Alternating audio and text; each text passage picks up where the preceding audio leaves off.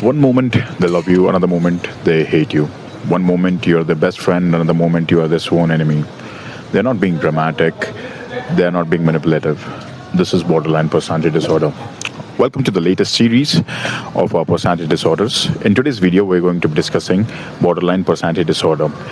Now, borderline personality disorder, in my own personal experience, is perhaps one of the most gut-wrenching disorders that I've come across. It is because of the intensity with which, it can affect the people who are dealing with it, right? It can adversely affect the lives of the people who have borderline personality disorder, right? So in today's video, we're going to be discussing some 4 core characteristics of borderline personality disorder that would help you understand the nature of this personality disorder better.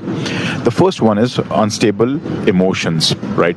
So someone with borderline personality disorder generally has a very unstable mood, right? They can go through rapid mood swings within the same day. They have intense emotional responses, right, to things, events, or other people, right? So this is something that is beyond the realm of their control and can be very can be a daunting experience for them and for the people around them, right? They have very low emotional stability. Second one is unstable relationships, right? So basically they oscillate between idealizing and devaluing a relationship, right? One moment they love you, another moment they hate you, right? And they have unstable relationship with everyone, be it a romantic partner, be it a friend, be it their parents, their family, their siblings, it doesn't matter. And this actually comes from a fear of abandonment, right? You might assume that the fear of abandonment should make them want to preserve the relationship, or they should want to try to preserve the relationship even more. That is not the case. They're trying to preserve their own mental sanity. What they end up doing is, because they dread being abandoned so much, that they might end up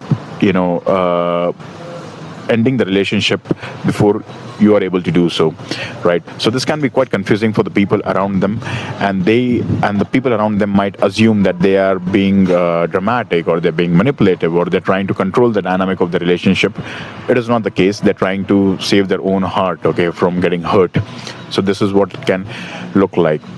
The third one is unstable behavior. They often indulge in reckless behavior that can put their physical and personal safety at risk. The unstable behavior or the reckless behavior itself is usually fueled by unstable mood or a bad mood, right? So that is something that you'll often see in these folks, that they often indulge recklessly in certain pursuits, or they might indulge in behavior that can put their physical safety at risk for real. And they don't care. They know that they're putting themselves at risk, but that is how they're dealing with emotional pain, by doing something extremely reckless. And the fourth one is lack of stability in their self-image. They do not know who they are, right? And their values can often change from one thing to another, right? Because they have trouble understanding who they are. Their values can be quite difficult to understand themselves. You'll often see them rapidly change their appearance, right?